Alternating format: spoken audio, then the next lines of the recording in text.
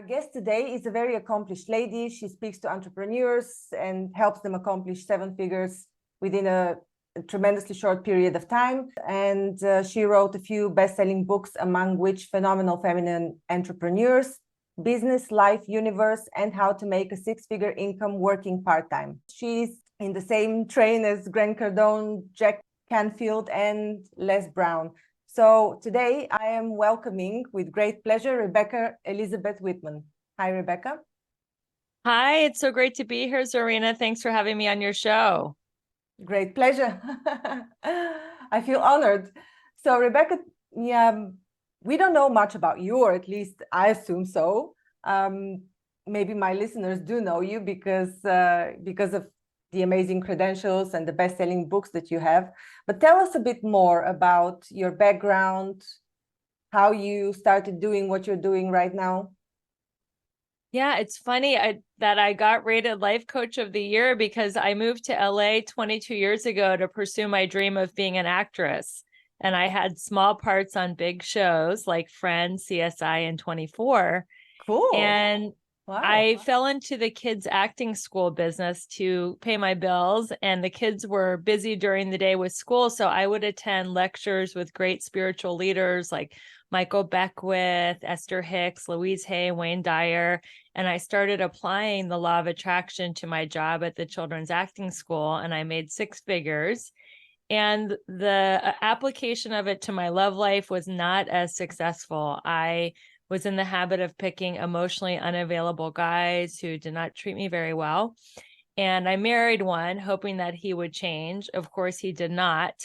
And 3 years after marriage, I filed for divorce. And as my marriage was unraveling, painfully, my dad was slowly dying in a nursing home.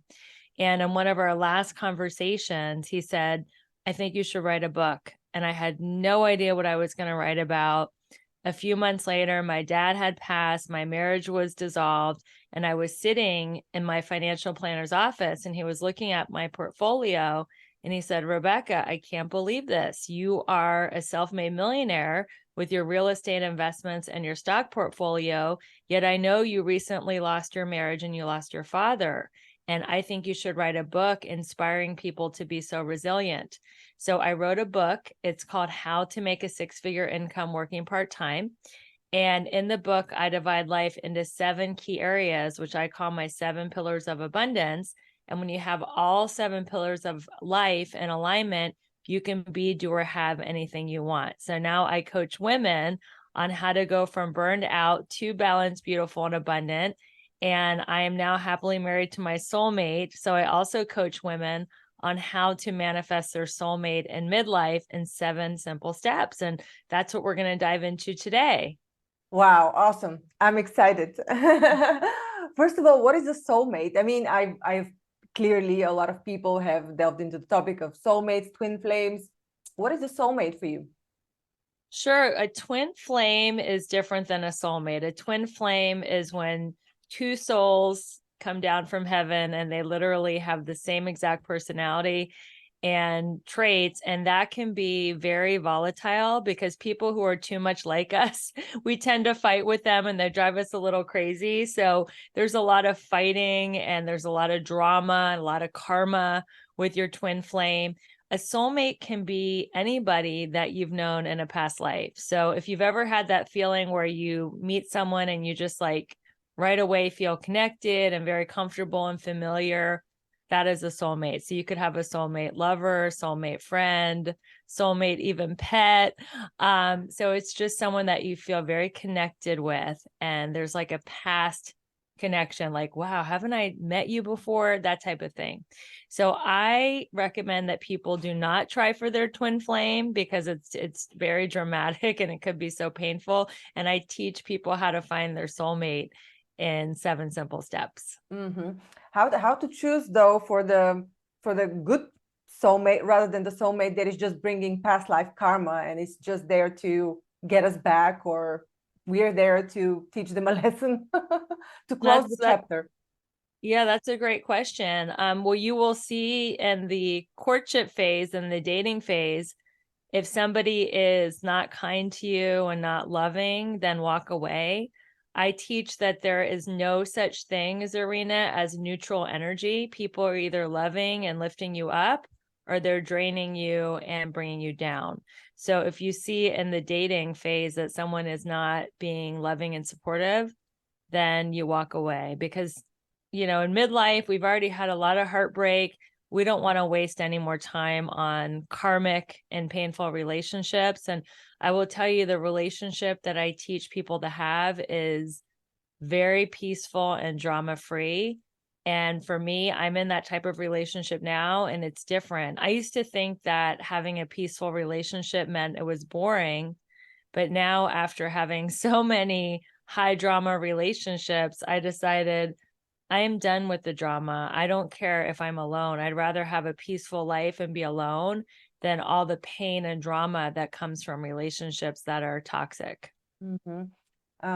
Is that the reason why we're titling this specifically Finding Your Soulmate for Midlife Women, or is there another reason? Is there a different aspect to finding your soulmate at this stage in life, other than the realization that you want peace? Well, I think women think it's harder. They have a limiting belief that they've aged out of the dating game, that they're somehow less desirable, less beautiful.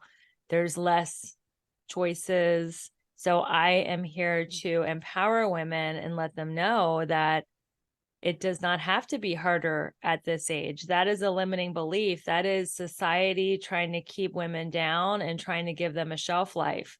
Like, young women are valuable because they can reproduce, and older women are less valuable. And that is just simply not true. Women are valuable, and people in general are valuable at every single age. And with age comes a lot of wisdom and a lot of beauty just from having life experience. Mm-hmm. Yeah. Would you like to share your story? Or maybe after the Sure. 7 pillars? I would love to share my story. So right after I got divorced, I went on a lot of dating sites because my ex-husband said, "You're never going to meet anybody else. You blew it. I'm the best one that you'll ever get. And you're going to spend the rest of your life pining for me." Right. So I wanted to prove him wrong. And I went on 5 swiping apps. I even hired a high-end matchmaker. I went on so many bad dates that I can't even tell you. And the few guys that I liked didn't like me. It just was a not successful endeavor. So I decided I am just going to do what I call a dating detox. I'm going to recalibrate, start over from a blank slate, and I'm going to take 90 days off. I'm not going to do any dating. I'm not even going to make small talk with a man for more than 2 minutes. And 6 weeks into this dating detox, I went to a party thrown by the owner of my gym. And the following week was my book launch. So I invited everyone at the gym party to my book launch. And a week later, the only person from the gym party that showed up was Ben. And he bought a book, and he said, "I bought the book, but instead of signing it here, I would like you to sign it on a dinner date." And I was like, "Oh, okay." Cool. So I went on the dinner date, and he said that I walked in with a chip on my shoulder, like, "Oh God, here we go again." And he kind of won me over, and we ended up closing down that restaurant because we talked so much. And the next 2 dates, the same thing happened. We closed down the restaurant because we had so much to talk about. And we got married on 12/21/21 at 12:21 p.m. I really like alignment. And we're coming up on 2 years of marriage, and we've traveled all over. We went to Fiji for a honeymoon. We've been to Spain, Portugal, Mexico, and we're just having so much fun. And it's easy. It's a different style of relationship. So that's why I'm so passionate about teaching people that if I can do it, anybody can do it. Because I thought I was so unlucky when it came to relationships. That's a great story, Rebecca. And it seems like the 7 steps that you have were not exactly what you were applying in your personal case. Did you develop it afterwards? Because in your case, it seems like you simply released and let go and made space. Yeah, I reverse engineered it because I'm like, okay, how did this actually happen? And I reverse engineered it. And prior to meeting my husband, I had spent a lot of time and money studying with relationship coaches, taking classes and seminars. So I kind of combined what happened in my story with all the different courses and what I had studied in the past. Okay, let's dive in. The 7 steps. Okay, the first step is to process and release your past. And that is very important because we get into patterns. Like I was in the pattern of choosing emotionally unavailable men, and I wanted to look at that pattern. So the next time that type of person showed up, I would not go for the same man. So we look at your patterns, we see what you're doing right, what you're doing wrong, and we don't want to keep doing the same thing over and over again, because the definition of insanity is to do the same thing over and over again and expect a different result. So that is step 1. Should I keep going? Yeah, please. Step 2 is radical self-acceptance. So we all think, oh, well, I'll start dating when I lose 10 pounds, when I balance my checkbook, when I clean my house, when I get a better job, when I get a better car. And we put off our future love into the future. And radical self-acceptance says you are everything you need to be right now to attract the love of your life. You don't need to do anything else. And that person is going to love and accept you for exactly who you are. How do you practice that? Stop criticizing yourself. You stop beating yourself up. I'm a recovering perfectionist, so I would always look at things that were wrong with myself instead of things that were right. So I recommend taking the words would have, could have, and should have out of your vocabulary, because those are words that we use to beat ourselves up, and just practice affirmations, like saying the affirmation, I am exactly where I'm supposed to be. I am enough. I have everything I need to attract my soulmate. Radical self-acceptance is really crucial, because I learned, Zarina, that because I was constantly criticizing myself in my own mind with my inner dialogue, I would attract people that were constantly criticizing me. And I realized that you attract who you are, not who you want. So when I started to talk to myself in a more loving, compassionate way, I attracted someone who spoke to me in a more loving, compassionate way. Isn't this a longish process, though? It's not like with affirmations, the results come easily. You need a period of time where you practice this. I don't think so. I think you could do it as a quantum leap and say, I am enough. Like I have everything I need to manifest my soulmate today. Obviously, you want to keep practicing affirmations and self-love, but you can just decide that I'm not going to beat myself up anymore. I'm done with that. I am going to start loving myself today to the best of my capacity. Awesome. Okay, let's go to step 3. Okay, step 3 is masculine and feminine energy. So choose your polarity. Feminine energy is more receptive, available, and respecting. Masculine energy is competitive, conquering, and controlling. The masculine energy does the pursuing, the asking out on dates, the planning of dates, and the feminine energy is gracious and available. So a lot of people who are feminists have a problem with this. I am a feminist. Feminism is a socioeconomic movement that means equal pay for equal work, but it does not mean in relationships that there is a leader and a follower. So this works whether you're gay, straight, bi, gender fluid, it doesn't matter. It's like a dance. Somebody's got to be leading the dance and someone's got to be following for there to be passion and romance. If people are both leading at the same time, that's like a slam dance, and that is not sensual or sexy. Okay, got it. Is there a tip of how to become more feminine?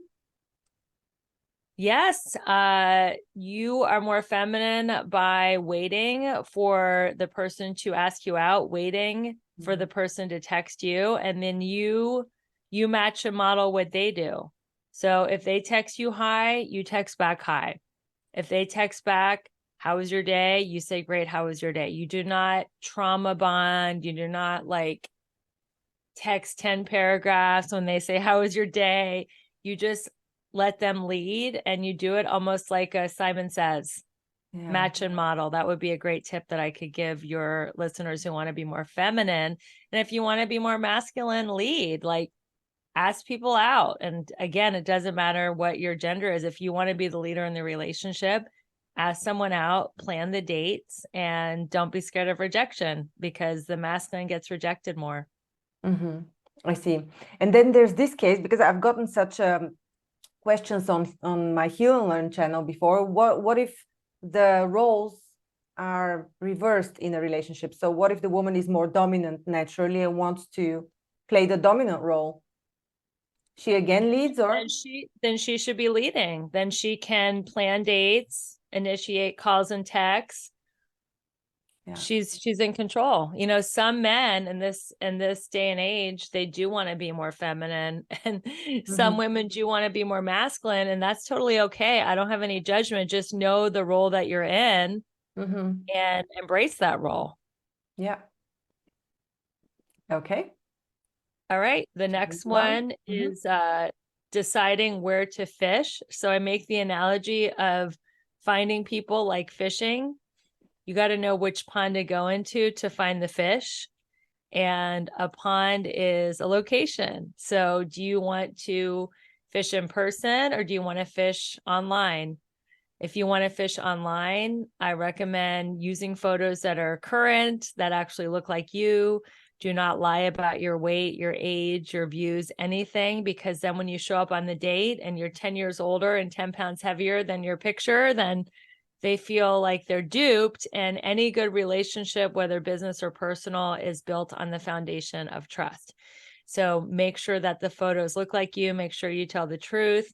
And if they judge you for your age and they don't ask you out, then that's not your person anyway, because you don't want to go out with someone who judges you for your age. And then if you're meeting in person, you want to go to a local hotspot where you're actually going to see people. So I teach you to go to like a fancy bar or a popular coffee shop, or, you know, somewhere where you actually can sit and talk to people and socialize. And I know you're in Europe, Zarina. People actually socialize there. They do. And, in America, everybody's going so fast and they're in such a hurry. When they go to their local coffee shop, they get their coffee, you know, they're looking at their cell phone the whole time. They're zooming off to their next appointment, or they're drinking the coffee in their car while they're on a Zoom. Like in Europe, I feel like people are slower when it comes to the cafe culture. And I teach people wherever they live, go to the local coffee shop and actually talk to people, smile at everyone, not just the opposite sex, not just the person that you are attracted to, but just practice keeping your eyes open, your heart open, making eye contact, connecting, smiling, and talking. That makes you approachable. When you're moving so fast, nobody can catch you. So you got to slow down so people can catch you. I have a funny story about that, because my mom is 80 and she comes and visits me in LA, and she has a bad back. So often she has to sit down because her back is hurting. And she meets guys all the time and they're just talking to her because she's sitting there. She's not running around, and she gets into conversations like all the time. So I promise you guys, if you can just stay put in one place and slow down and just keep your eyes off your phone, you are going to get into conversations. And it might not even be love. Like a lot of people on the show are business people. Someone might offer you your next financial opportunity or job or anything if you just, and you can time block it. Like, I'm just going to do this for 30 or 45 minutes a week. It doesn't have to be like all day, every day. Time block 35 minutes a week. I'm just going to sit somewhere and I call it present myself to the world. Great advice. Well, I'm not surprised that your mother, I mean, if you're carrying her genes, I'm not surprised that she gets approached constantly. That's very sweet. Okay. The next step is first date etiquette. So it's very important that if you do get a first date, that's a big deal, because so many people are going back and forth on the dating apps and nobody's asking out anybody and people are scared. So if you get on a first date, that is a total and complete win. But when you're on the first date, you want to make sure that you actually get asked out on the second date. So there's a few tips that I would say. The number one tip is don't be late, because that is a total disrespect of somebody's time. The other thing is do not look at your phone. I don't care if you're showing them your pet or your kid. The timing was always like this, at least for me. Right as I'm pulling out my phone to show my dog, I get a text from Bumble. Oh, you matched someone. Yeah. It's like, talk about a buzzkill for the other person. Like they're Yeah. trying to get to know you to see if you could be a romantic partner, and they're seeing that you're like matching with other people. That's a turnoff. So do not touch your phone. Another tip for the first date is meet at a public place. Do not let them pick you up, and they can walk you to your car, but do not go to another location, because you want to leave them wanting more. And if you like go on an hour coffee date and then you extend it, and before you know it, it's 8 hours, they already have had like 8 dates with you. There's no need to ask you out again. They know everything they need to know. So you want to keep yourself mysterious and just give, a little bit of yourself. Don't overshare. If somebody asks you, well, why did you get a divorce? Why did your last relationship end? What kind of, sex positions do you like? I mean, people ask crazy questions these days. You can just smile and say, I'd rather not say. Like, you do not have to answer every question. You want to be mysterious. So those are some tips for the first date. And also, I think a lot of high-powered women probably love your show. Don't brag about yourself, because that makes the guy feel like they're not enough. Women have a wound of I'm not good enough, and men have a wound of I'm inadequate. And if you're like, yeah, I'm the CEO of a Fortune 500 company, and I closed $10 million in sales last week, and I'm about to speak, at an international conference, or it's not good for the first date, because they're going to be like, wow, she's never going to like me, or she's too successful for me. You want to just, make it really simple. Talk about your family, talk about your hobbies. Don't brag about yourself, because it can be intimidating. Well, I have a few friends that fall in the category that we're talking about, and they've shared that they don't really want to go out there. They feel like they're past this stage where they're able to go to a club, let's say, and they're not enjoying this experience of going out so much. And so they say, if it's meant to happen, it will happen. Maybe I'll go to a party, I'll get to meet somebody will introduce me. They're hoping for these kind of instances where fate will match them up. What do you think about that? I think you have to get in harm's way. Fate is part of it, but if you're at home working on your computer all day, how are you going to meet someone? So if you are out and about and you're doing what I said, making eye contact with everybody, saying hi, I don't care if you do it at the grocery store, the coffee shop, the gym, just start talking to people and be approachable. And I don't think fate can work if you don't leave your house, but fate can work if you are open-minded and open-hearted and talk to people and are just sending love into the world. That's what the world really needs. There's so many people that are so scared and they're not friendly and they're not approachable. If you're that person that is just loving, friendly, and approachable and talking to everyone and saying hi wherever you go, you are going to meet someone. And it takes courage to be that way, because people might think, oh, well, if I'm friendly to everyone, they're going to think I'm weird, or they're going to think there's something wrong with me. But there's nothing weird with being a loving, kind person. That's what the world actually needs more of. So if you leave your house and that's your intention, you might not meet your soulmate that day, but you will have spread some love and light and made the world a better place. Love that. Thank you. All right. So the next step is dating life. And I recommend that you date at least 3 people at the same time. So I'm not talking about being intimate with 3 people. I'm talking about the dating phase is just socializing, getting to know people, because most women get obsessed with one person. And if they don't call and they don't text, at least for me, I would be in the worst mood. Like if I was just waiting for that one guy to call or text and he didn't, I'd be like devastated. So you want to diversify your interests. I know this is a business podcast. So one guy is obsession, two is a love triangle. It's either or. 3+ is diversification. Just like you want a diversified stock portfolio, you want diversified people to socialize with. That way you get to choose the best possible fit for yourself. And you don't have to hide it. If they ask if you're dating other people, you say, absolutely, aren't you? I mean, isn't that what we're doing? We're dating people and we're getting to know them and we're trying to find who the best fit is. So I recommend dating at least 3 people. And for how long do you recommend this happening? And how long should the dates be? Should they all go about 1 hour or longer? I mean, I like the first date to be a coffee date. Then you could go to a lunch or a dinner date, but between, I would say 1 and 2.5 hours, no more than 3 hours. And I would say anywhere from 1 month to 3 or 4 months before you decide, or you might not even find that person then. You can keep dating until there's someone that you decide you want to be exclusive with. What if there's an immense attraction like you had with your soulmate? Like you went on a date immediately for a longer period of time. You closed 3 nights in a row, closed the place. You don't have to wait. I mean, if there's someone that you feel you're looking for, the 3 C's: chemistry, communication, and compatibility.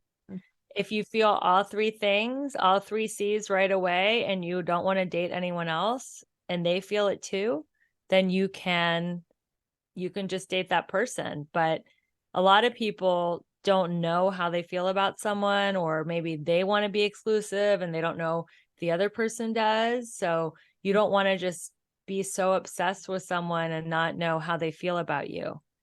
So that is why I recommend dating at least 3 people. And then if you're in the feminine energy, when the masculine says, hey, I want to be intimate, I want to take this to the next level, it's been great socializing, but let's do something else. Then that's the next step. The 7th step is called closing the deal. You want to negotiate before I am intimate with you physically. I want to make sure that we're on the same page, that we are sexually and socially monogamous, and that we are thinking long term. So that is the last step. So then when you negotiate sexual and social monogamy, that doesn't mean, oh, well, I'm just intimate with this one person, but I'm having coffee and I'm having DM conversations and I'm going on trips with another person. That means that you are sexually and socially monogamous with that person. And I recommend that you give it a year, you give it 4 seasons, and then you decide after a year if you want to be more serious, if you want to like be engaged, or have a promise ring or have a wedding. You can certainly move in before the end of the year, but I wouldn't make any legal decisions until you've known that person for a year. And why is the period of a year especially important? Because there are a lot of psychopaths that can show themselves to be a certain way. And after a year, I think you really get to know someone and they reveal themselves. Another way to really get to know someone is to travel with them. Because if you take a trip, you really see all sides of their personality come out. Sometimes when you're on a date, it's like a performance. Like someone can be really nice and kind and compassionate for 2 or 3 hours, but usually when you travel, the luggage gets lost or the room isn't ready, or something happens, and you get to see how they deal with conflict, and you just really get to know someone more when you take a trip with them. Mm-hmm. Understood. I was more thinking that a year would have to do something with the changing energies, and that's how a person completes a cycle, like in the more esoterical terms.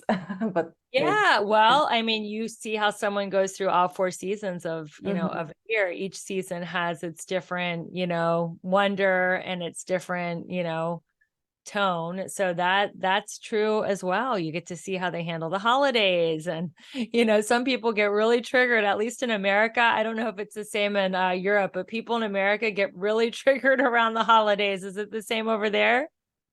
I think it depends in which part of Europe. Europe is a very diverse place. Yeah. And where you are in Austria or I Bulgaria. would say it's similar. Yeah. So Yeah. people get, different seasons, how do they take summer? Are they able to get some more downtime and go outside more? Like, yeah, I actually think that is a great point, Zarina. You want to see how they handle all 4 seasons. Yeah, very cool. So based on your experience now, helping women with this methodology, what do you find the success rate is? Does everyone is everyone able to at least open up for the possibility to find a partner? Well, I think why do we want anything, Zarina? Why do we want a soulmate? Why do we want a 7-figure business? Why do we want a vacation home? So we can be happy.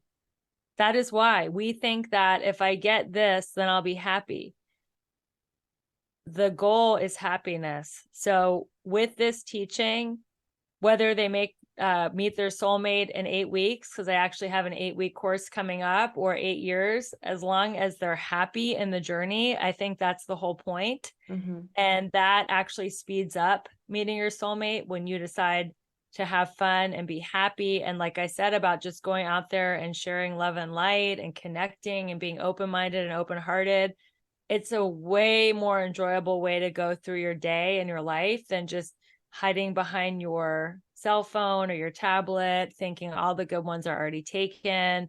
I'm just going to end up dying alone. All those limited thoughts are just a sad, lonely way to go through life. So I will tell you that I have helped women meet their soulmate in 8 weeks, right after my 8-week course. Some of them, it took 6 months, but I will tell you that I truly believe there is a lid for every pot.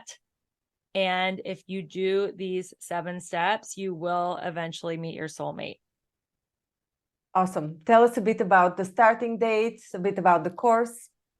Sure. Yeah. It starts October 30th. We meet every week for an hour. And each week we go through one of these steps. We do a deep dive. I give you tips, tools, and strategies. I also help you with your online dating profile, help you choose pictures, help you choose the exact words that it's going to help you attract your soulmate a lot faster, and really just hold your hand and take you from, oh my God, am I always going to be alone? Do soulmates even exist? To having a roadmap to meeting your soulmate and knowing exactly what to do, having a plan to follow. And it's going to be amazing. It's going to be 8 weeks. It starts in October. The last week is right before the holidays. So my commitment and my vision is for the women who take this class to have their soulmate by the holidays. Awesome. To present them to the family.